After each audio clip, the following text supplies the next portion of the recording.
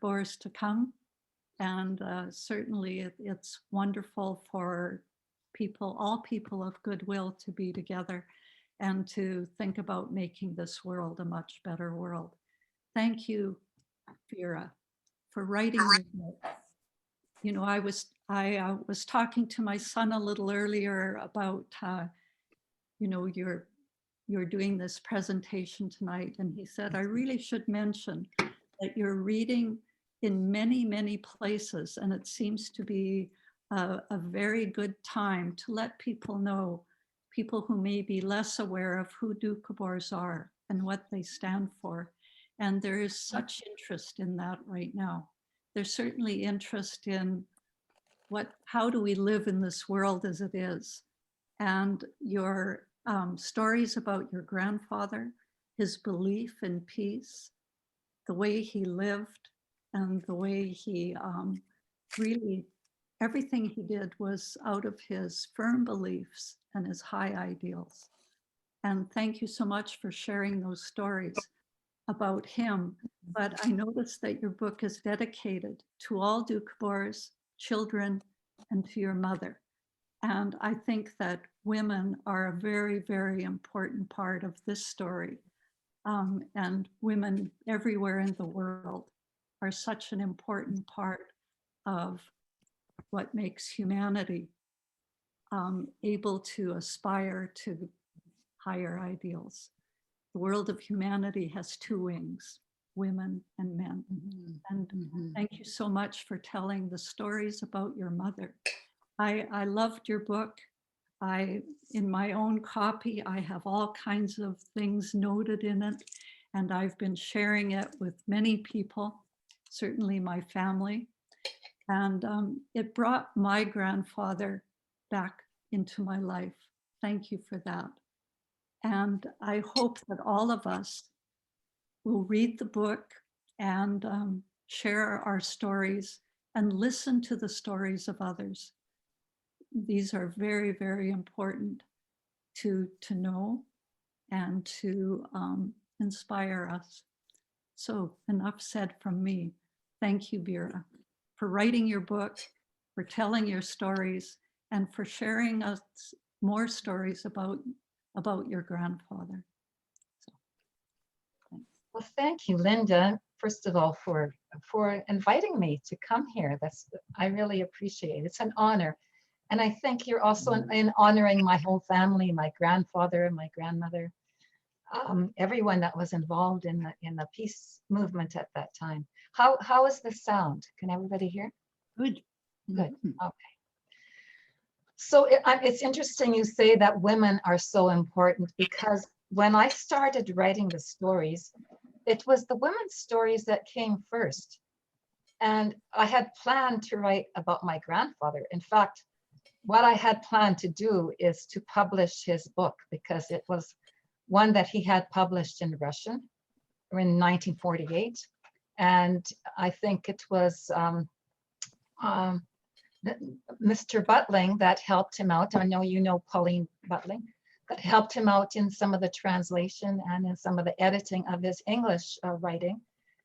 And he always wanted to see that published. Well, it never did get done in his lifetime. And that was one of those family things that, you know, people put on the back burner and don't get done. The manuscript has been available. It's in Selkirk College Library. It's in the UBC Special Collections Library. And I've talked to a few people that actually have reviewed the book, and they were able to access the manuscript from the library. So that's great, but I'd like to get it in, you know, people's hands. It's a very readable book, because a lot of it is, it's about Dukabor history. It's called Dukabors, Their History, Life and Struggle.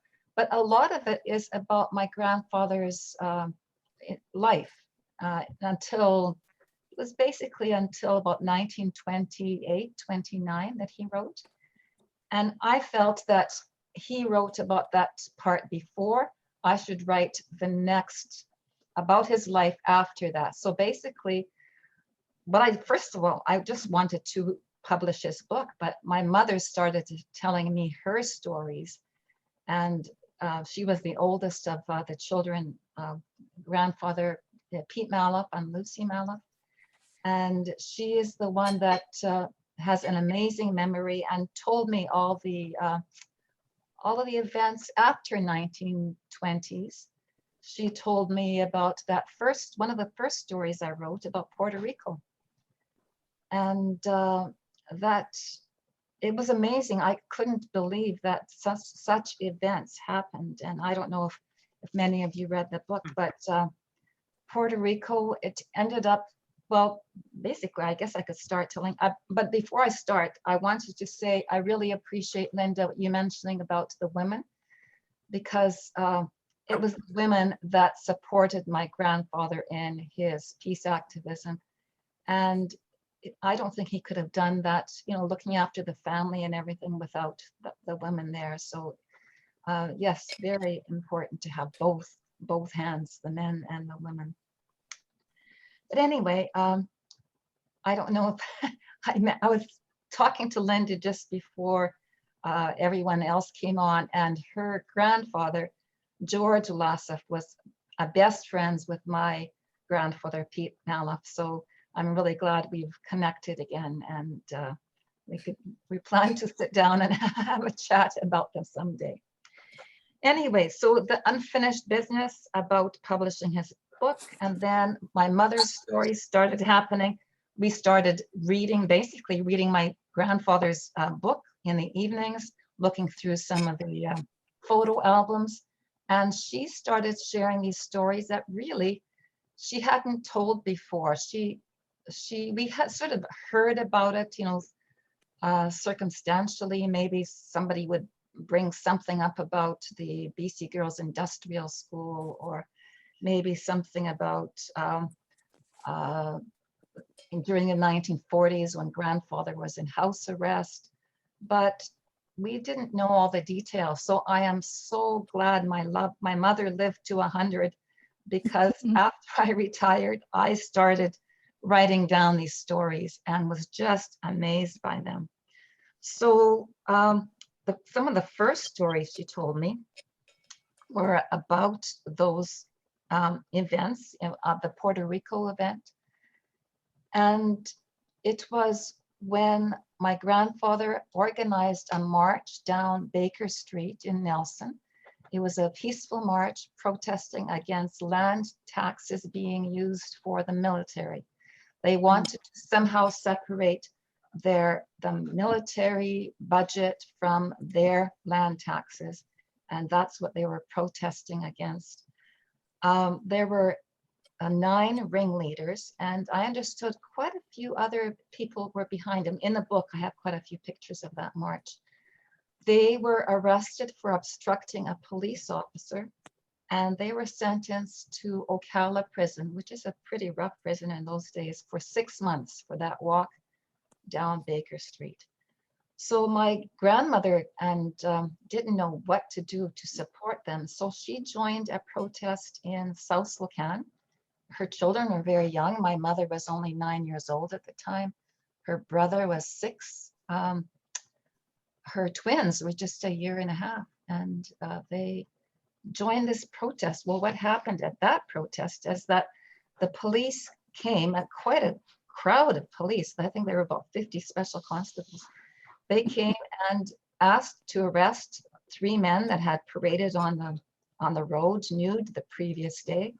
Well, of course, then other people started undressing, and they arrested over 50 people, and they charged them with indecent, anyway.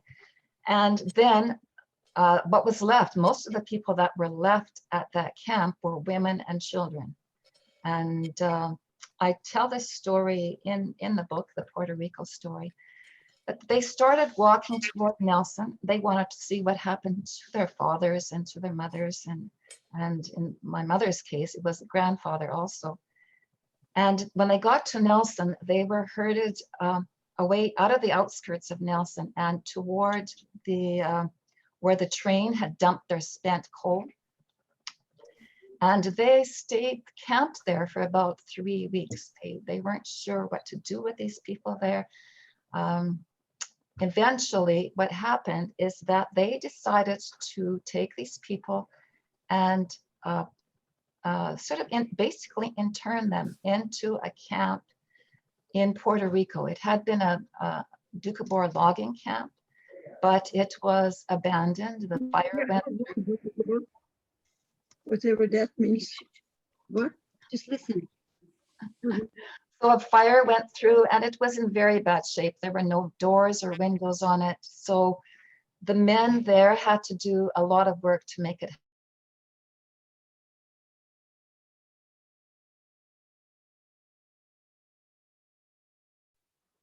So Vera's been muted. Okay. Am I good now? That's good. Should be good. Okay, so that was one of the first stories that I told. It won the Kootenai Literary Competition, and that sort of gave me incentive to continue on. My mother continued to tell me stories. She told me about for instance, they would have spies that would regularly come visit them. Grandfather didn't really know they were spies at the time, but especially one of them ended up in the jail in Piers Island, and he said, I would have had you in a lot of trouble. But there's a story in the book about how this spy would keep notes in his book. He dropped this book at one day when he was leaving. He said he sort of swung his jacket open, dropped the book, and my uncle picked up this book, and then they realized he was keeping notes on all the Doukhobors and especially on the Doukhobor leader Chistikov at that time. And they hid the book in a pile of hay at the grandparents' place. The police came over and they searched through the whole house. They searched through grandparents' place too. And it's interesting what my mother says. She says they almost found that book, but it was hidden, and then they took it off to Chistikov. So anyway, I put grandfather's book on hold and I told my mother's stories. Stories of the industrial school she was at. I know many, I'm talking to Linda, probably some people for her family were in industrial school from the orphanages, and some were in foster care. And of losing their land. They wouldn't pay. They were quite willing to pay taxes that went toward hospitals and roads and schools and things like that, but they wouldn't pay taxes that went to military. So their land in Thrums was lost, and eventually they did regain it after a while. The big event in 1940, it was my grandfather was arrested for not registering in the national registration. And for that, you'd have to go to prison for about 3 months, or you could pay a fine. But of course, he didn't make any money. He went to prison, and the warden there thought he was sort of a ringleader, so he really went after him, and he even offered him a bribe at the time to have him move away from Doukhobors, not associate with Doukhobors all the time. He could be given land in Alberta or on the coast, and he said you could make a good life there. You could send your children to university. And of course, he wouldn't do that. So the warden got very angry. He beat him up quite badly, and it was only the help with one of the jail guards who was, I think he was the assistant warden, because I looked up the story of the police station there in Nelson, and this police officer was moved shortly after my grandfather was incarcerated there. So we're thinking that was probably who it was. And also he knew the people from the American Civil Liberties Union.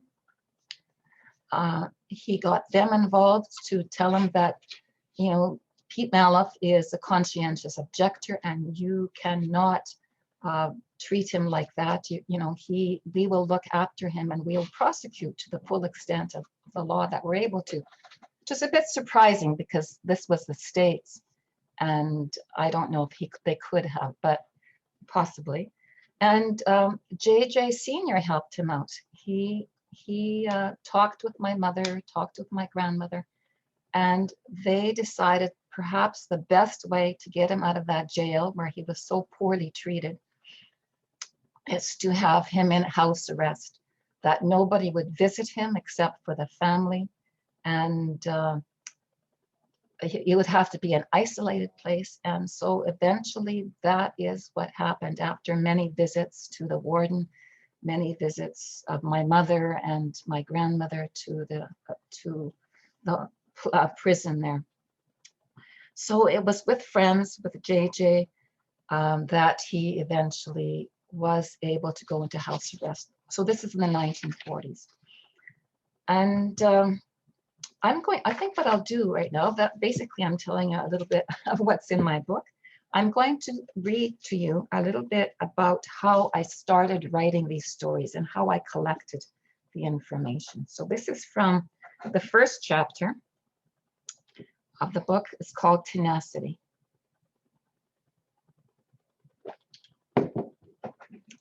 So my mother is the keeper of the family history.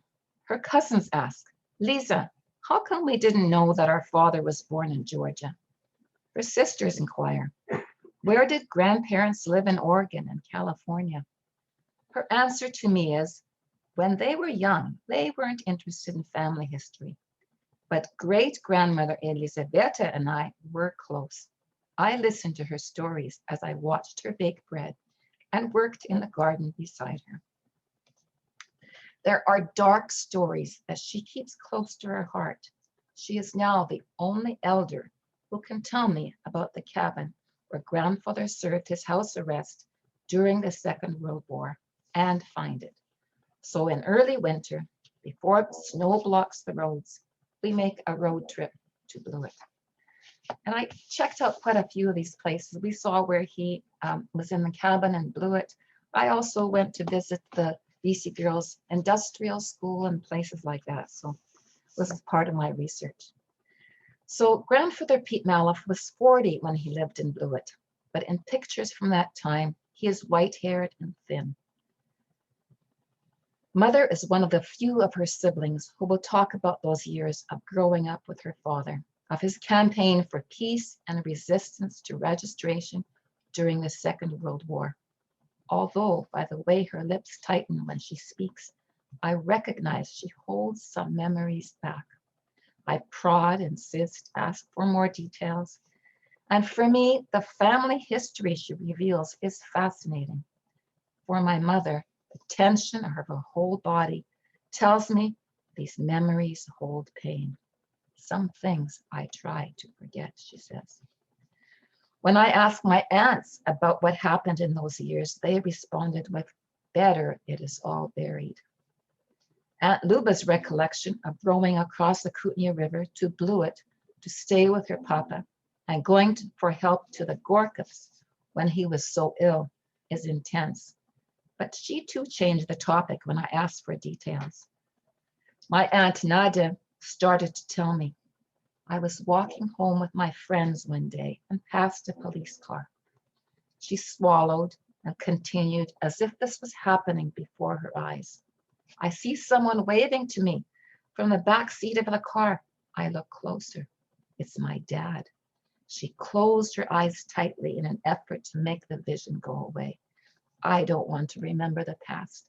I'm afraid of police and police cars to this day. Ask someone else. So through my mother's stories, through the reluctant recollections of my aunts, through family photo albums and newspaper articles from the local papers of the time, I have pieced a story of growing up in a Maloff household when my grandfather was active in the peace movement. When I hear a verification of my mother's stories, I am delighted and a chill goes down my spine and aha. Friends who lived along the Kootenai River in Blewett tell me, we met an old timer who rowed across the Kootenai River to catch the local train. My Aunt Luba took that train from Thrums to Beasley and then rowed across the river to Blewett, I say. She almost drowned in that leaky rowboat everybody used. They nod their heads. Come, we'll show you where they used to cross. Some of what I am told is hard to verify and accept as true. A Doukhobor friend, Peter Sukovea, whose father spent time in the penitentiary with my grandfather, tells me, we visited the site of the BC pen when it was being torn down. The friend I was with showed me the solitary confinement cells. He told me that your grandfather Pete was hung upside down by his feet in one of those cells. Now in Canada, in 2020, I find this hard to believe. But in 1932, what might have happened in a BC penitentiary isolation cell? So that's the start of my book. And what I thought I would do with some of the rest of my time, I see it's going by quickly, is to talk about grandfather's book and what he wrote and a bit about how he saw himself and who influenced him. So I've sort of got about 3 or 4 people, of course there were many more, but who influenced him in his youth, and a little bit about how he saw himself. So this is a description himself at the beginning of his book. He says, first, I enjoyed unusual physical energy and a fiery, passionate character. And add to this fact that my parents allowed me almost unlimited freedom. And in most cases, I was left to my own devices. It's interesting because now children are so well supervised. My energy gave me no rest and drove me in various directions. I seemed to be always seeking something, and I spent much of my time traveling. Circumstances generally favored me, and my plan was rarely impeded. Fate was kind to me and gave me occasion to taste the bitter and the sweet in reasonable proportion. In my travels, I saw and experienced much that was interesting and amazing. Likewise, I had the good fortune to meet many remarkable people. And in his book, he talks about some of the people that had influenced him. And the first one actually is his grandmother, Malasha Semyonovna Semov, by marriage. So it was by marriage, Maloff. And she had a second marriage, Androsa. So she is the one that told him about Doukhobor history. She was very strong vegetarian. She was very strong-willed too, because when the Doukhobors left to Canada, her husband did not want to join them. He was doing quite well in Georgia. He had a good farm, lots of farm animals, but she had to basically hide away from him, and she took their 2 children with her, and they boarded the steamer bound for Canada. She hid the children on board the steamer, and my mother tells me the story is that she hid them in the coal bins where they had the coal for firing up the steam engines. And she went on board under the name of a woman who died. So you could tell she was a very strong-willed character.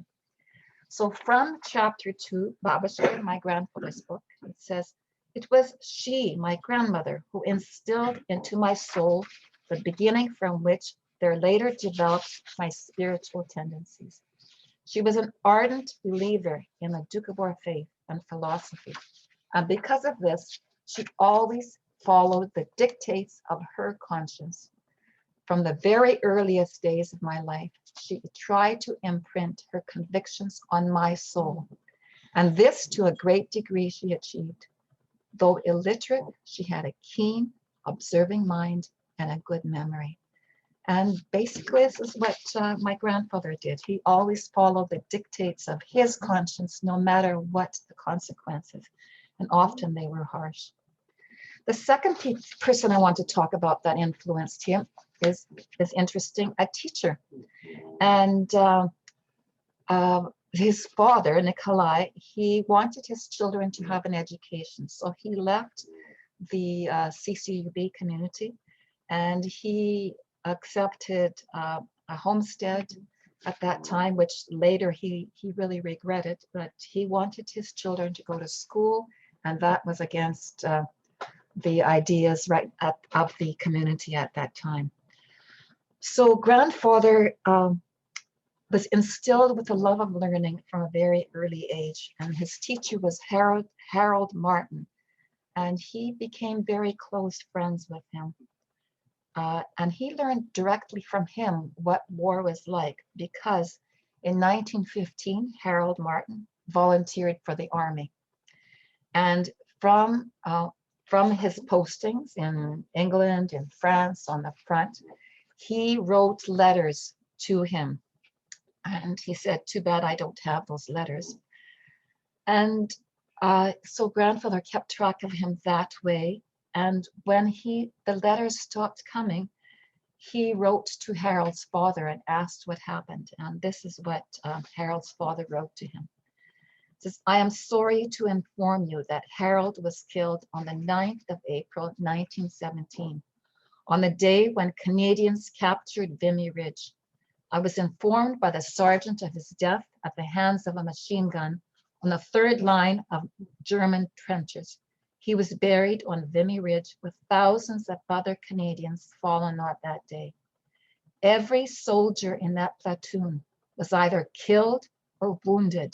Out of 1,100 soldiers of the 78th Battalion who advanced that morning, only 140 returned on the third day.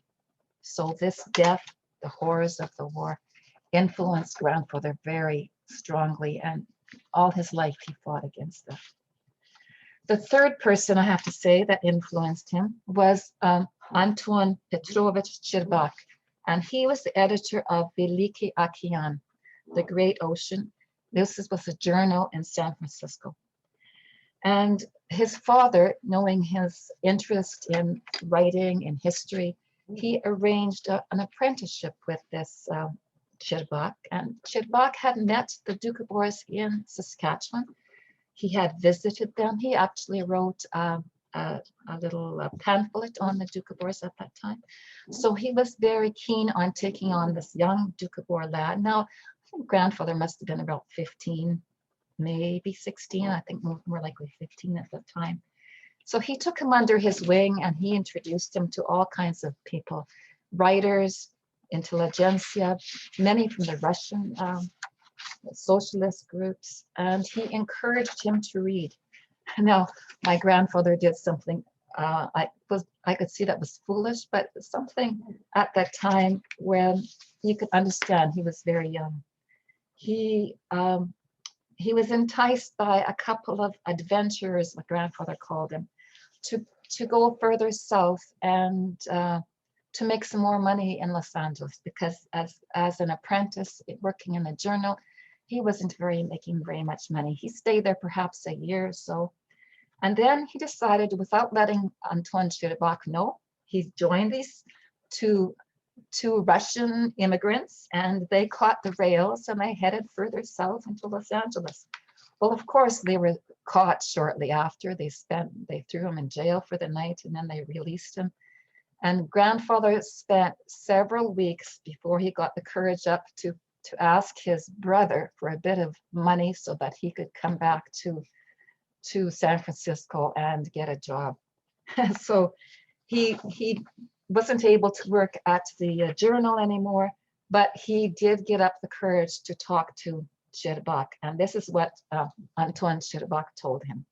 So think of my grandfather maybe about 15, and he had just been on this adventure that he felt really embarrassed about. But this is what his Cherbak's advice was. He says, I esteem your moral purity and sobriety. My grandfather never drank, but that is not enough. Life demands more than that from us. If only you knew how many people are dying, having lived in vain. Your failing is that you have not developed your mind. My advice to you is work on this instrument, and of course, hold on to and never renounce your Doukhobor ideals, and they will carry through. You young Doukhobors should not put out the torch lit by your fathers and grandfathers. It will be to your shame should such a great and sacred flame as the Doukhobor movement ever die out. So he says, this was my last meeting with Anton Petrovich. He went to Kharkov after that. He wanted to help the socialist movement in Russia. And there, several years later, he died. He says, his memory remains in my heart indelibly. What a great Russian he was, and how generously he gave all to others. In my youth, I benefited very little from his talents. I could have gained much. Still, I am thankful for the little I received from him. I retain it in my memory. So it was in a way as if Antoine Shcherbak was his mentor, even though he wasn't with him very long.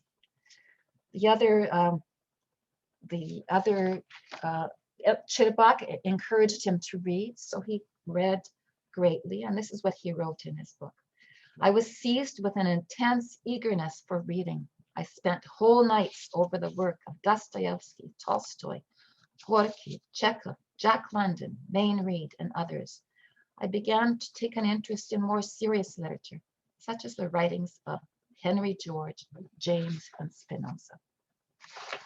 So the last person I want to talk about that influenced my grandfather greatly is Chistakov, Peter P. Verrigan Chistakov, who grandfather knew, who spent a lot of time with. Basically, my grandfather and his family came back to Canada in about 1929. They went back and forth across the border several times. They had worked on a cooperative farm with George Vlasov, Linda's grandfather at one time.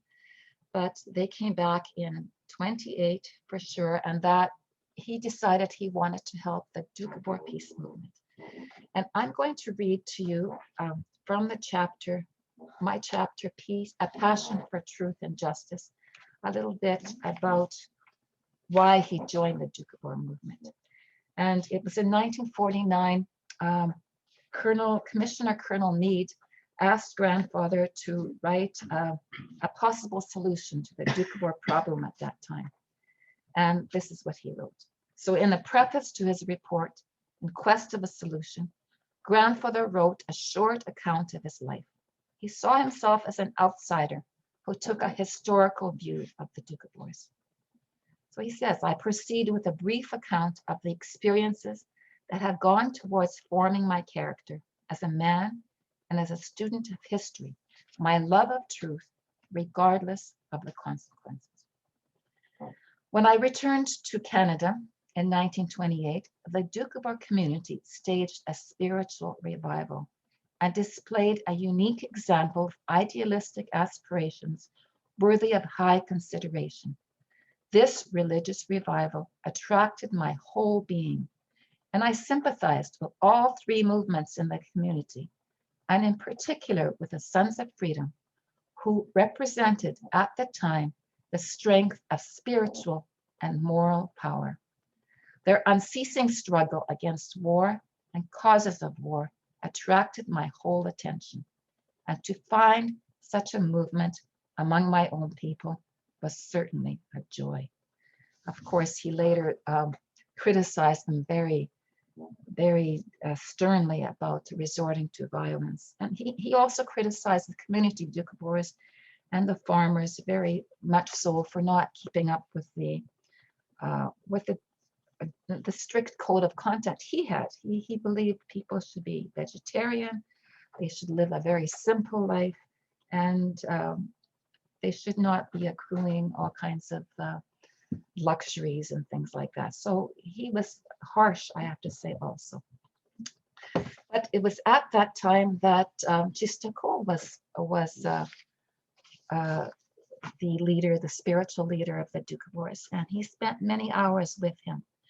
Chistakov asked him to take Doukhobor choirs to visit the Molokons because he knew the Molokons quite well. He had spent time in California.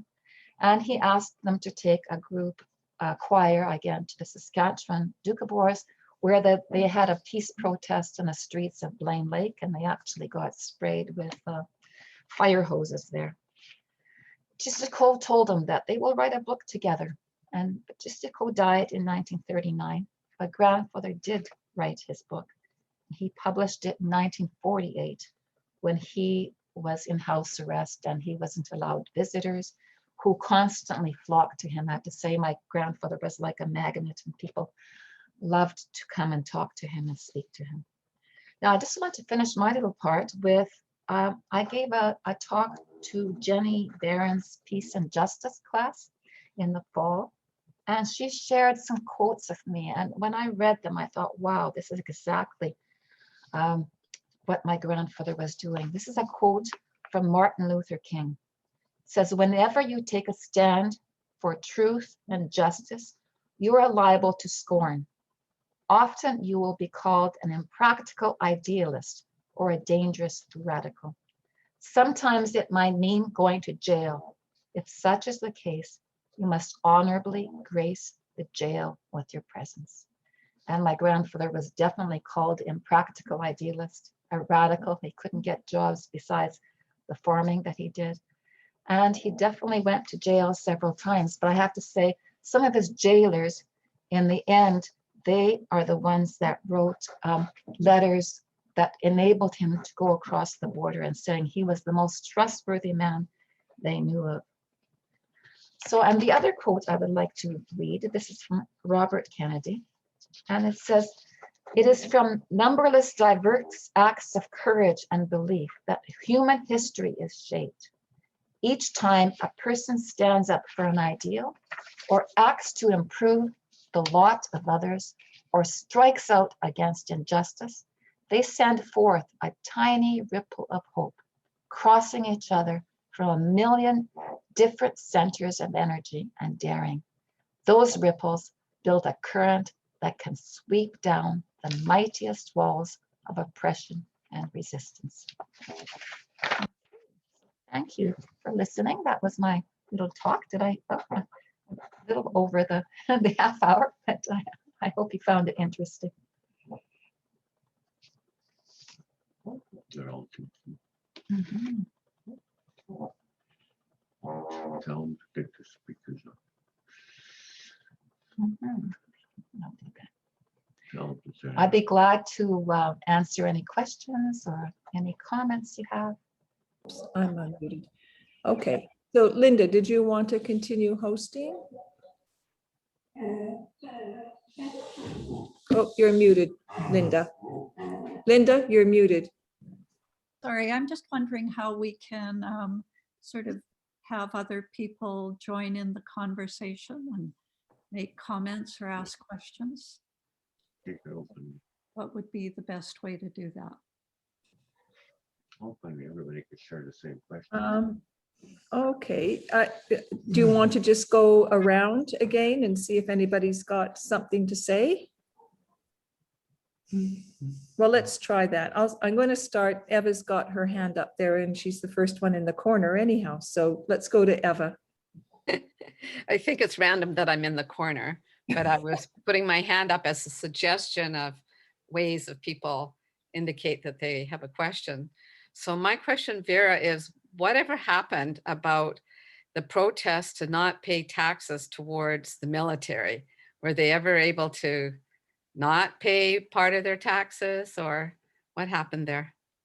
You know, I don't know what finally happened, but I know people have been working on that for a long time. You know, that'd be a good question to ask maybe Linda. Perhaps she knows a little bit more about that. But that was something that I know the Doukhobors wanted to channel their taxes into peaceful purposes, not for the military. Yeah, Linda, do you know anything about that? No, I really don't.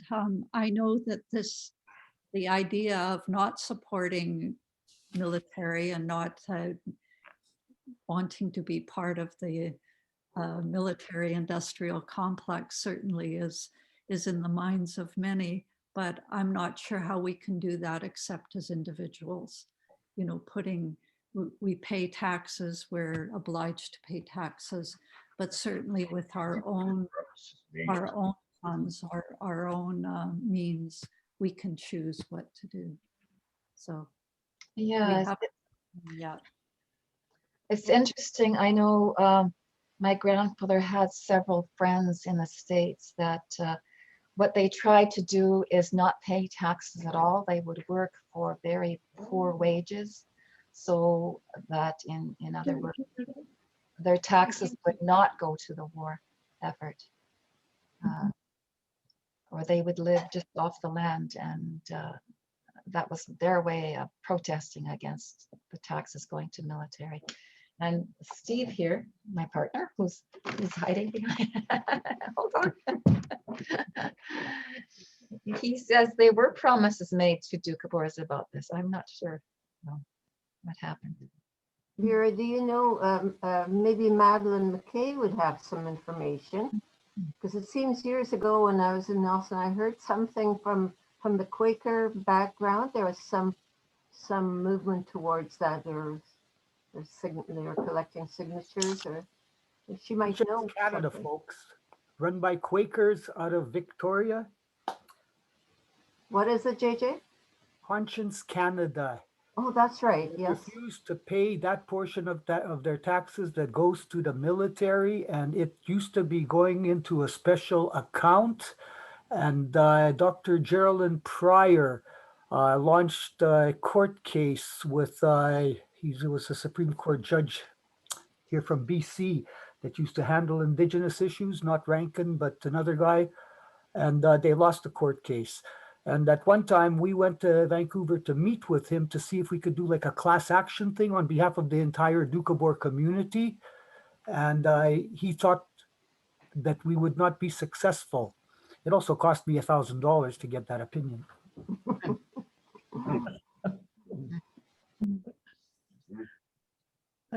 I find it interesting, the issue about taxes. That my son, who lives in the States, said that he felt that there was, people had such an antipathy towards paying taxes because in the States in particular, so much of it went to the military instead of into other projects for social well-being. And makes me think that if our taxes could be more visibly used for the good of society, we might have a different opinion of them. That was part of the reason why we lost that court case, because people that were opposed to abortion would not want their taxes going for abortion, or people that were opposed to something else would not like to be paying that portion of their taxes. I'd just like to remind all of us that we only started paying that tax that we're talking about for World War I, and then it was supposed to be canceled. It never was. Yeah, that's interesting. Anyway, I just wanted to thank Vera for a wonderful presentation and for a fantastic book. And I think it's so great when people write about their own circumstances instead of having other people write about them and then having to read about them from others. So I thank you very much. You had a fantastic job and great family. And I have to leave early, but I needed to say that. So, до свидания. Well, thank you, JJ. Thank you. I appreciate that. Yes, very much. Tell her So, about the Well, I'll just go quickly around, and if you don't have a question or anything to say, that's fine. But just to make sure everybody does have an opportunity. Maxine, is there anything you'd like to say? Just that I found it really fascinating for being somebody that was born in this valley and whose parents actually grew up here as well, that it's fascinating to know more in-depth information as well as experiences that the Doukhobors did experience back in those days. I mean, I would know 1950 and on a little bit. I'm not a Doukhobor, but I had friends who were Doukhobors, and I can remember going to elementary school, and at that point we could be friends at school, but we were never allowed to be from the Doukhobor kids.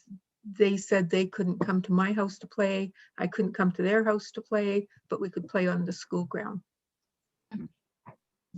So it's just fascinating how times move on and our personal experiences and impressions. Of course, by the time I was a teenager, that was totally different, but not when I was in elementary school. Thank you, Maxine. Anne, is there anything you'd like to say? I'm wondering if I could just say thanks, Yes. Vera, for your book. So it's Lillian Conkin and my mother, Anne, and we're living in Victoria, but mother used to live in the Kootenays. She's wondering how your mom is. And we got the book for her at, was it Christmas or your birthday? She loved it. She read it all and we really enjoyed it. One of the interesting stories I found, just a tidbit that was, you mentioned about in the old country that the Tatari took children. And my grandmother told us the story of her grandfather being kidnapped as a child by the Tatari and kept for 5 years. And that's a story we always know. And apparently he spoke Cruzin because he was with them for a number of years and then returned back to the Doukhobors. So it was just interesting that when in your book, you mentioned that they actually had a word for this, that children that they took that didn't belong to them, and that they raised him for a while and then returned him back to the family. My grandmother said it was because she had beautiful blonde children. They were all beautiful blonde. Mhm. She's lucky Well, she's- thank you. You know, my mother knows your mother very well, and especially your father too, with his beautiful voice. And yeah, she's doing well. She's still living at home. She just had her 100th birthday, which your mother is probably getting close to also. 95. 95. Oh, nice. Congratulations. Out Yeah. of the corner. Can't hear that well, but I still have my marbles. Yeah, well, I am so lucky to have written this book because about 2 years ago, my mother had a stroke. So she recovered quite a bit, but still she's in a wheelchair, though, you know, her determination drives her. She makes sure she walks with her walker every day, even though it takes her 2 hours, and she wants to go outside and walk in her bare feet. And Yeah, she was always very active. yeah, and she still has something to look forward to in life. You know, she still loves nature, her garden, her grandchildren. Yeah, so it's still really, she's pretty amazing that way. And yes, she told me about that, about basically it was her uncle that they really wanted to capture because he had blonde hair and blue eyes. And she said she had to hold on to him even at night when he was sleeping so that he wouldn't be taken away, because he was such a lively boy. And of course, boys, you know, 3 or 4 years of age, they weren't going to listen to their moms. He ran around everywhere. So I'm glad you shared that. That's yeah, that sort of adds to my story too about it. Vera, you mentioned that a teacher had a great influence on your grandfather, teacher Harold Martin. Where was that? Like, where did your grandfather go to school? He went to school in Buchanan, Saskatchewan. They left the community, and they got a homestead a few miles out of Buchanan, but he built a little cabin for them right next to the school. And we visited Buchanan. It's a tiny little place, and all it had was a curling rink still, and a store and just a few houses. But that's where he went to school. Actually, that teacher, he strapped him one time, and my grandfather felt this was totally inappropriate, because what happened is can I tell this little story? It was early in the morning, the kids were all playing in the schoolyard, and he heard this squealing of some animal that was caught in a trap. So he went and released, it was a weasel caught in a trap in a farmer's field next door. He released the weasel and he threw away the trap. So then, of course, the rest of the kids told on him.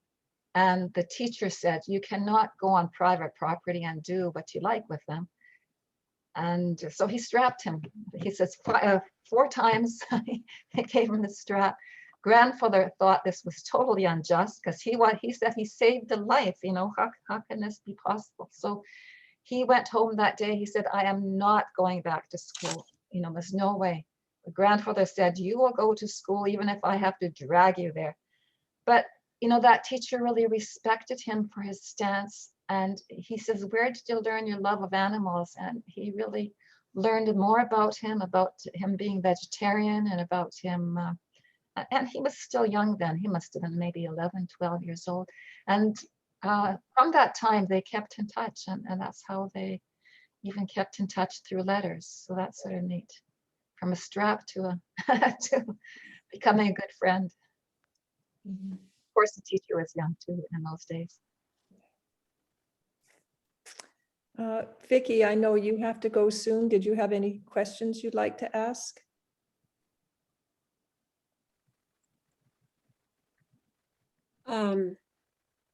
I just so appreciate the courage that so many Doukhobors have shown in living their faith. And thank you for giving us some stories from your family. Much appreciated.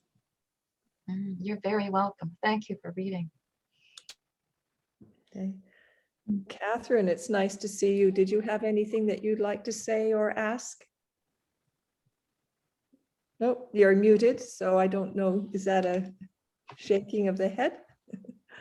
Yes and no, I don't have any questions really, but I did really enjoy the book. Thank you so much. Okay.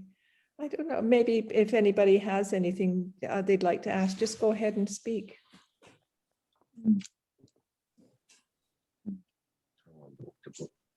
Telling the truth, clarifying things.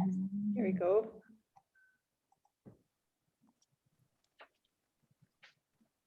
I'm just so glad people are reading it. That's wonderful. I know in Grand Forks, I did take some down to the USCC office, and it's available in the library too, so that's great.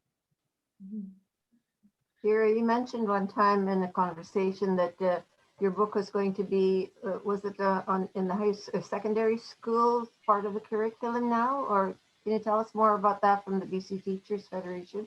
Yeah, what happened was that friends of Vi Plotnikov had, when she passed away, they collected, they had a raffle actually, and they collected some money in her name.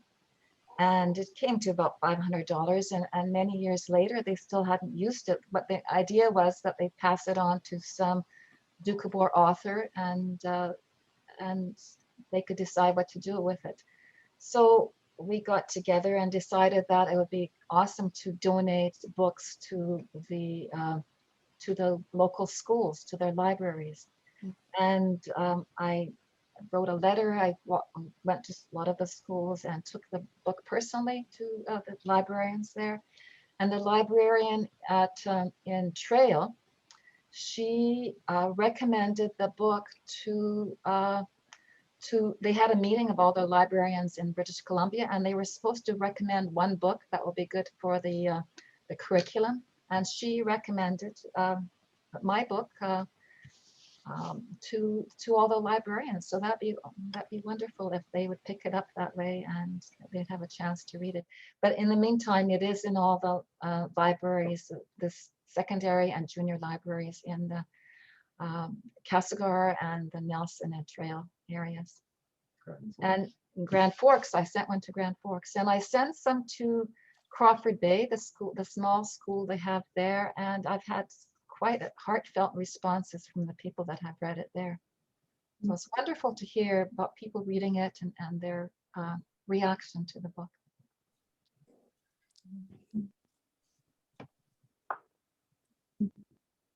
I have a question for you, Vera. Can you hear me all right? Yes, yep. Oh, good. Okay. Thank you so much for sharing your story. Really admire how your grandfather stood up for truth and justice. We don't see that a lot today. I think it's pretty amazing. And I didn't know anything much about the Doukhobor history, so I found it very interesting.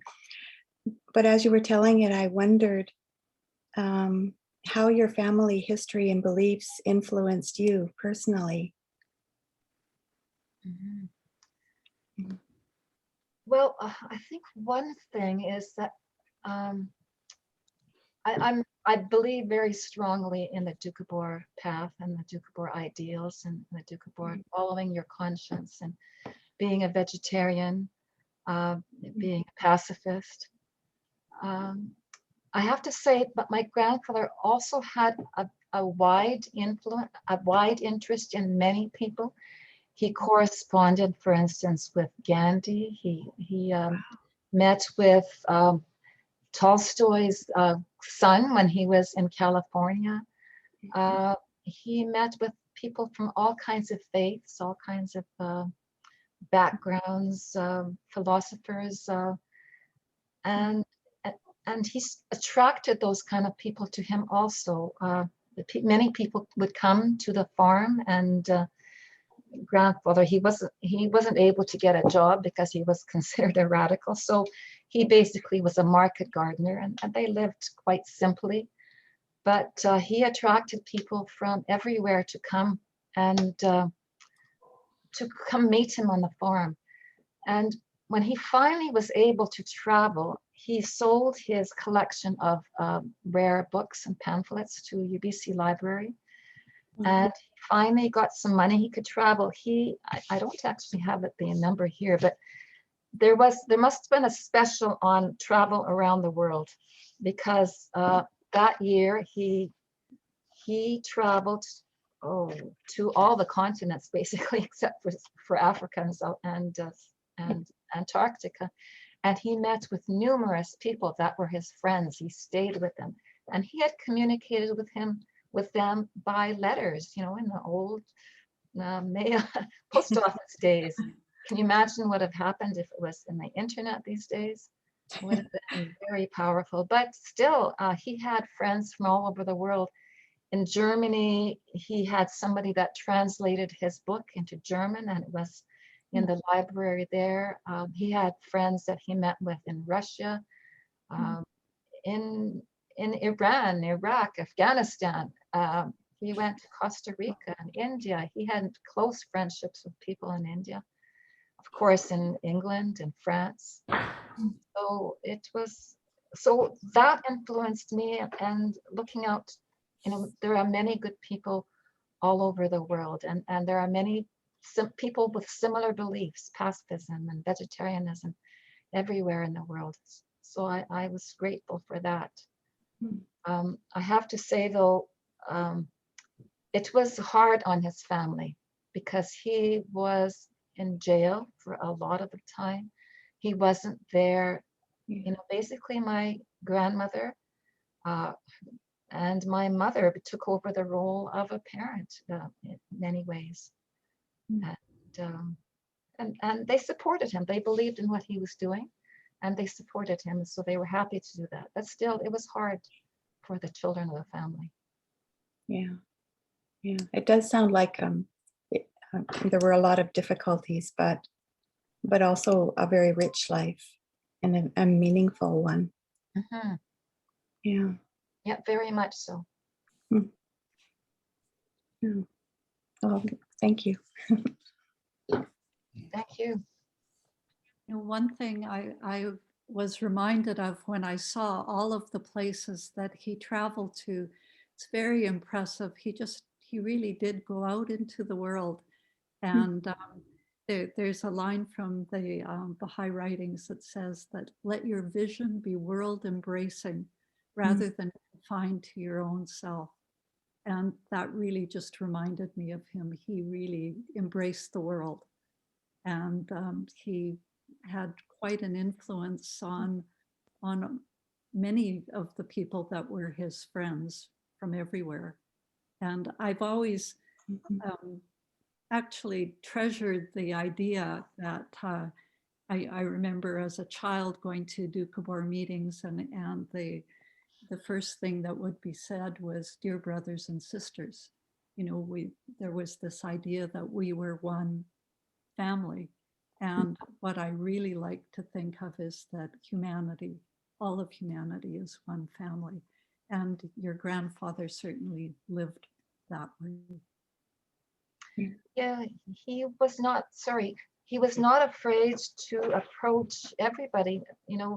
My mother tells a story of when he was flying somewhere in Europe one time, and next to him sat a colonel with all his awards and all his, what would it be, badges on his shirt. And they got into a conversation, and before they landed, apparently the colonel told him is that, if the world would have even a half a dozen people like you, a dozen people like you, that we might be able to have a much more peaceful world, and maybe we wouldn't need all our armies and things like that. Mhm. He approached people. Mm.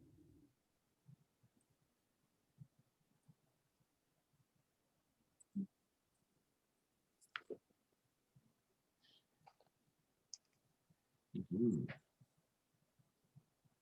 I think our time is getting close. Do you want to close up, Linda? There's somebody asking for the name of the book. I will hold it up.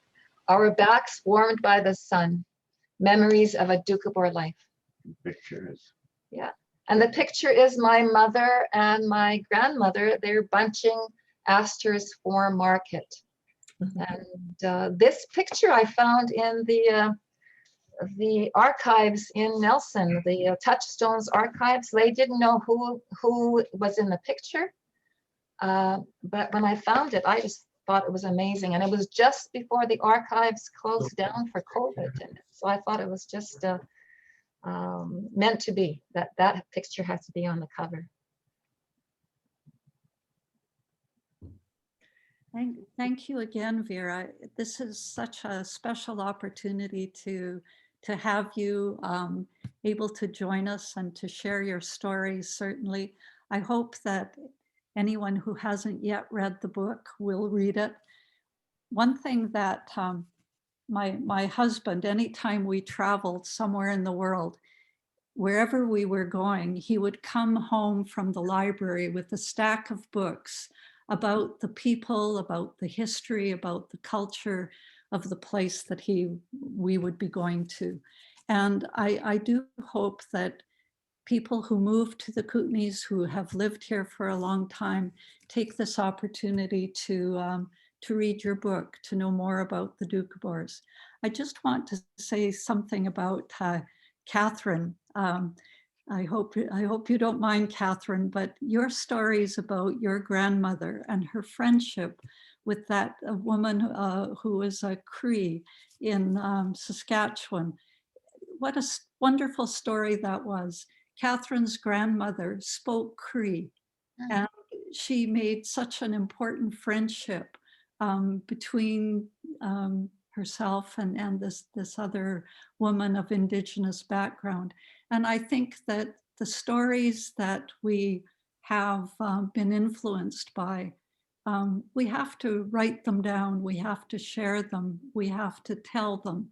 And I think it's a very important part of our human progress, is to share our stories, and certainly to dedicate them to the children.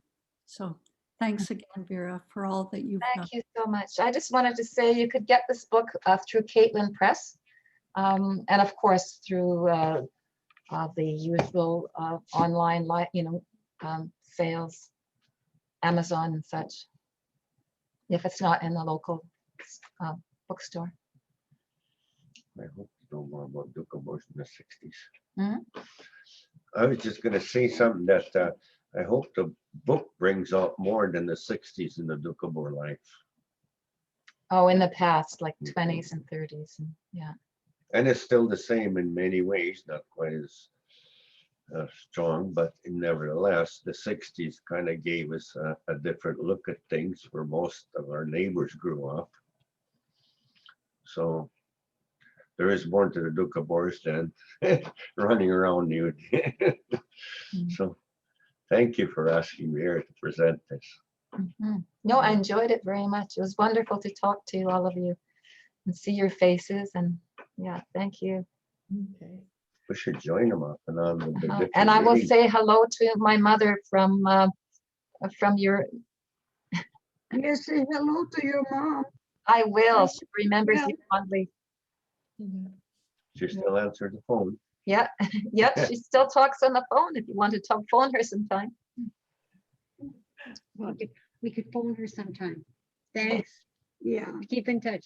Yes, thank Yeah, you. I live in Victoria, but I miss all the people at Mm, the Castlegar and, attending the meetings and always being in a kitchen, cooking together with the women, preparing meals for the funeral or some special occasion. I miss all that. But of course, many of my friends are gone too. Mhm.